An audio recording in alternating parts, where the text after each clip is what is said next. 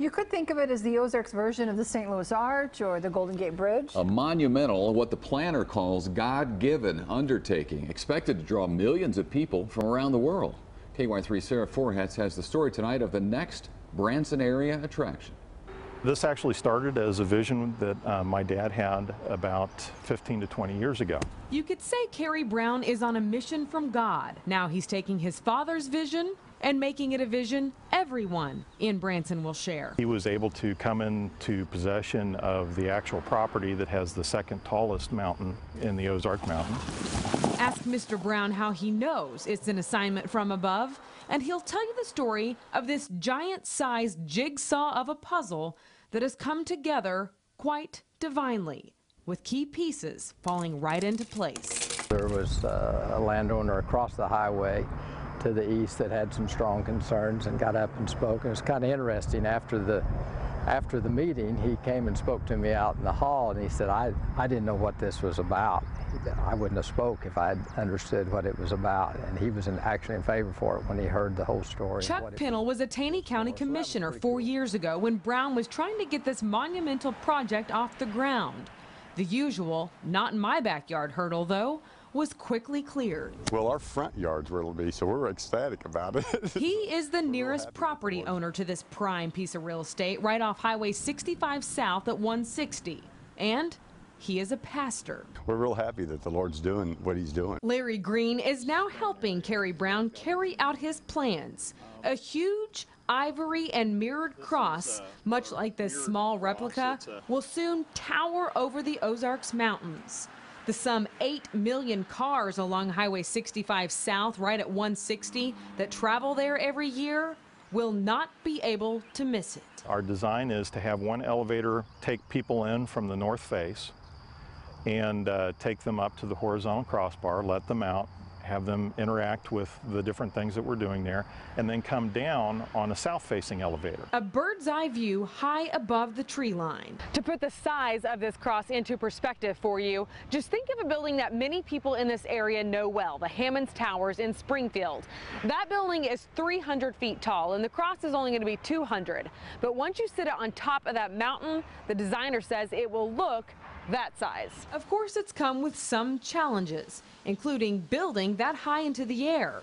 And since the crossbars of the cross are unsupported, that made some a little leery too, at first. I'm talking to people on the street about the cross, and they'll go, well, when's it going to get built? And I'm like, well, I'm not sure when, but I know it's going to get built because I've sat in too many meetings and watched the power of God work through the meetings. Mark Blackwell was on planning and zoning 4 years ago, and at that time the board actually had to change some of the existing county laws to be able to push this thing through. But after a lot of science, engineering, and a lot of convincing, Blackwell was on board. This project, after it went through the planning and zoning for 6 months, which was the limit on the last opportunity there was to vote on it before the project would have to start all over in the planning and zoning, that's where the vote was. It was approved. Mr. Brown says it's the Lord who conquered that mountain. It's going to have a pretty significant impact. A cross for everyone to see, and Brown hopes to also experience at the crossroads of America's heartland. Just have them have a personal encounter with the Lord, whether it's just riding down the road and they are suddenly struck by it and he speaks into them and makes himself real to them, or whether it's with the people who have genuine, authentic Christian hearts at the base of the cross as they're wandering around and as they're taking it. They leave and they think, and Scripture says that when we genuinely, with all of our hearts, seek Him, He allows Himself to be found. This is estimated to be between a $3 and $5 million project. Kerry Brown is taking donations.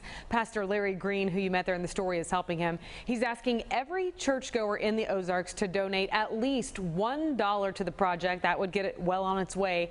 To do that, he's calling on every pastor to take up a special offering for it.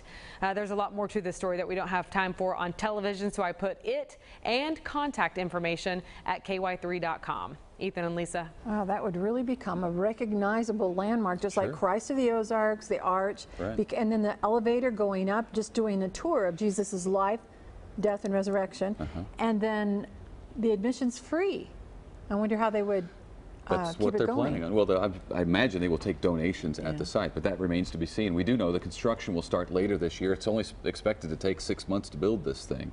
They're going to use all local people is the plan, and they could actually use some excavators. So if that is your forte, or you know somebody who's that is their forte, and you'd like to be a part of this, you can go to ky3.com and find the contact information. It's so interesting to hear about county officials talking about how you could see the divine, intervention to keep this going. Well, we will keep you posted as it progresses.